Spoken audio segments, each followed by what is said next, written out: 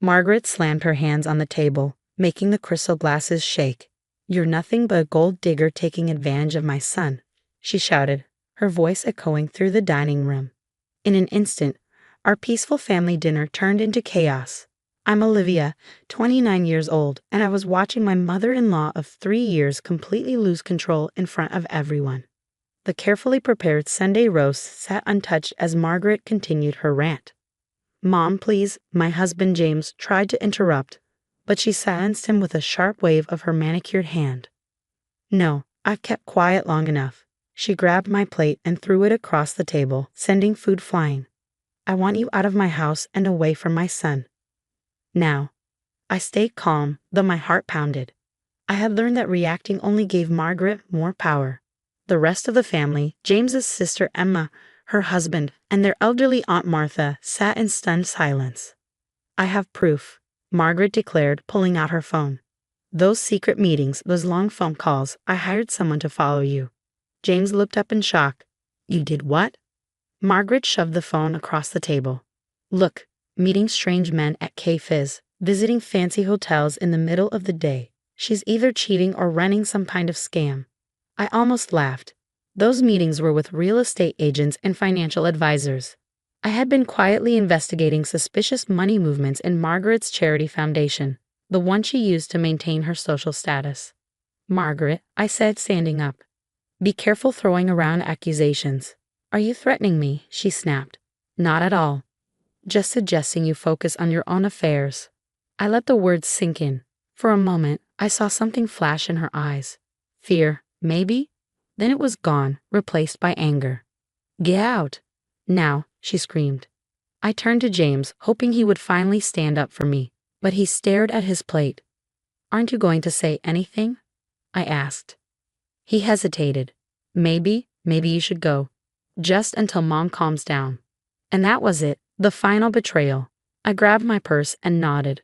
"Okay, James, if that's what you want." Margaret smirked. "We all know you only married James for his money anyway." I walked to the door, then turned back.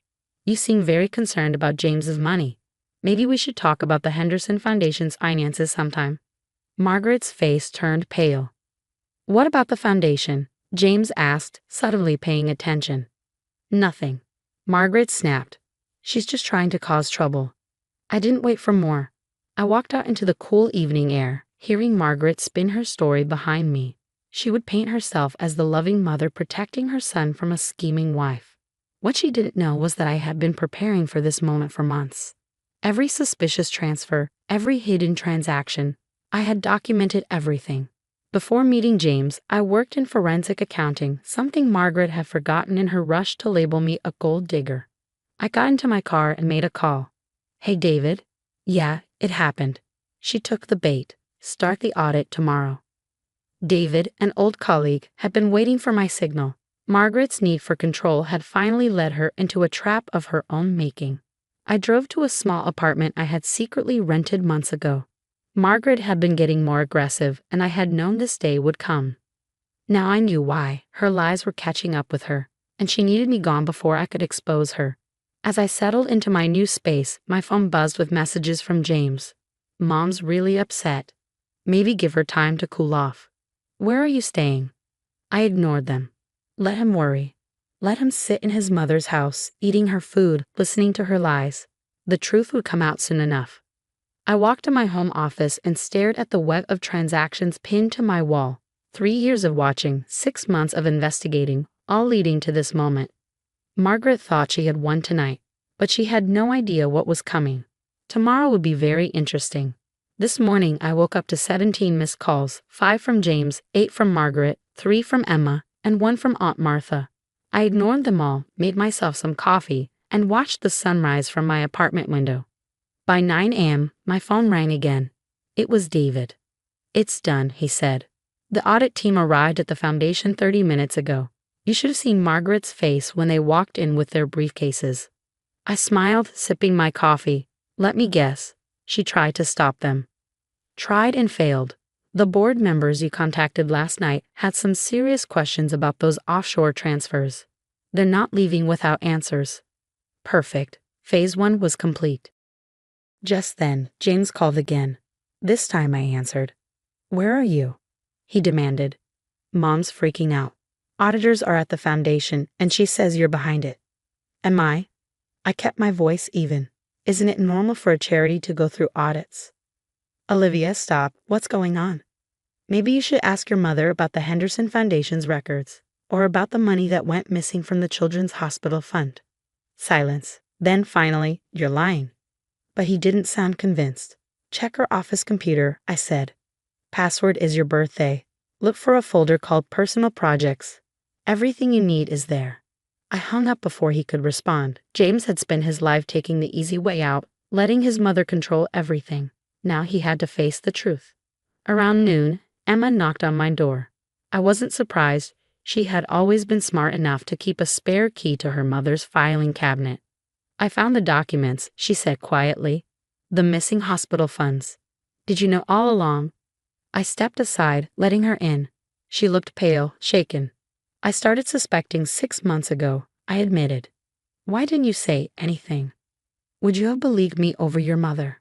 She sat down, running her hands through her hair. No, probably not. God, Olivia. She stole from sick children. She used foundation money for her shopping, her vacations, and made sure everyone saw her as a generous philanthropist while doing it. Emma swallowed hard. The hospital wing, the one in Dad's memory. She used that money to buy her beach house, didn't she? I nodded. Their father had left the foundation in Margaret's care, trusting her to do good. Instead, she had drained its accounts to fund her lifestyle. My phone buzzed. A message from David. Systematic fraud over 3 years. Board voting to involve authorities. And trying to destroy documents. Too late for that. I had copies of everything. Emma's voice was barely above a whisper. She's going to lose everything, isn't she? The foundation, her reputation, probably her freedom. She looked at me, eyes filled with something between sadness and realization. And James? Did you do this to hurt him too? I turned to the window. I did this because it was right. Your mother stole from people who needed help, all while calling me a gold digger. Emma let out a slow breath. James went to the foundation this morning. After the auditors arrived, I've never seen him so angry. At me? At Mom. He caught her trying to delete files. That's when he finally understood. My phone buzzed again, Margaret. I declined the call. Emma sighed. She's been calling you all morning. Begging, threatening. She wants you to stop the audit. It's too late. I know. Emma stood. I should get back. The board wants to meet with the family. Will you? Come home. Home.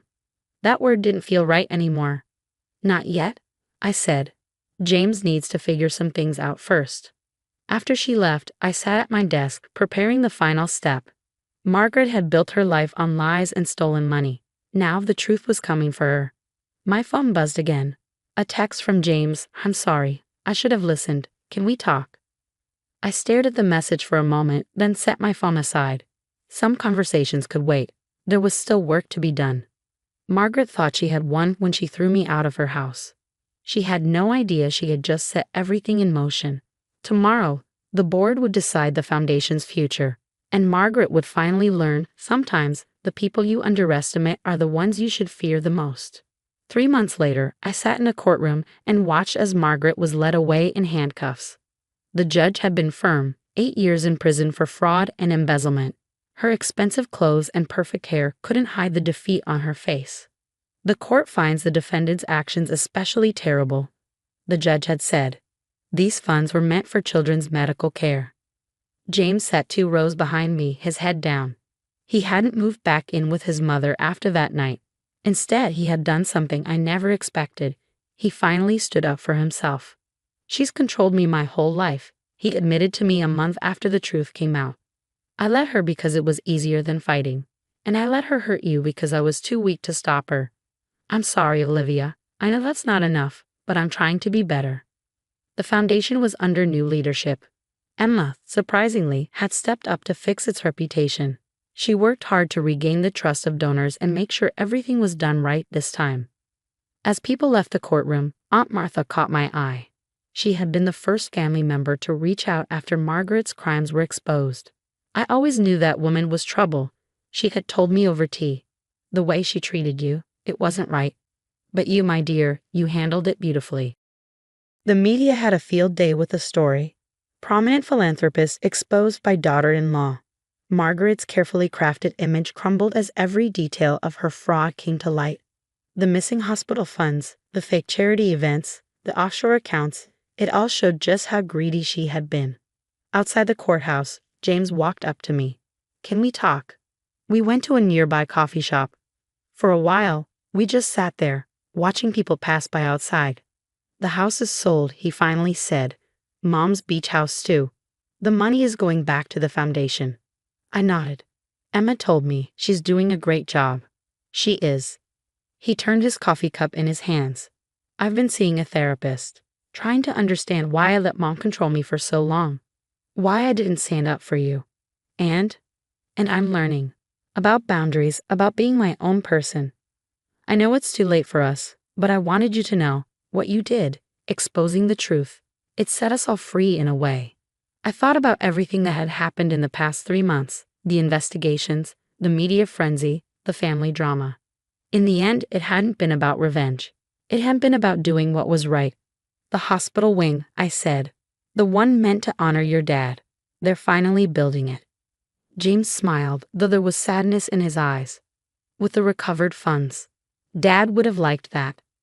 As we left the coffee shop, Emma called. "They found more documents in Mom's storage unit. Looks like she was stealing from Dad's company even before he died." "Are you okay?" I asked. "Yeah, no, but I will be. We all will be." She paused. "Thank you, Olivia, for being braver than all of us." That evening, I stood in my real apartment, the one I had returned to after everything was over. The wall where I had once pinned all my evidence was empty now, except for a single framed photo. James's father at the groundbreaking ceremony of his first hospital project. He looked happy, kind, the opposite of the woman he had married. My phone buzzed. A message from David. "Foundation board meeting tomorrow. They want you to help with new security measures." I smiled. Things were so different now. Margaret had thought that throwing me out of her house would protect her secrets. Instead, it had led to her downfall. James and I would never be together again. Too much had happened. But something good had come from all of this, the truth, justice, and the chance to make a real difference. As I got ready for bed, another message came through from Aunt Martha. "You did good, girl." Sometimes the hardest thing is standing up for what's right, even when it costs us everything. But I hadn't lost everything. I had gained something more important, the knowledge that one person can make a difference. Margaret's lies were over, and in their place, something honest could finally grow. Tomorrow, I would help rebuild the foundation and make sure no one could ever steal from it again. But tonight, I looked at my reflection and smiled, free at last. Sometimes, getting kicked out of a house is just the beginning of finding your way home.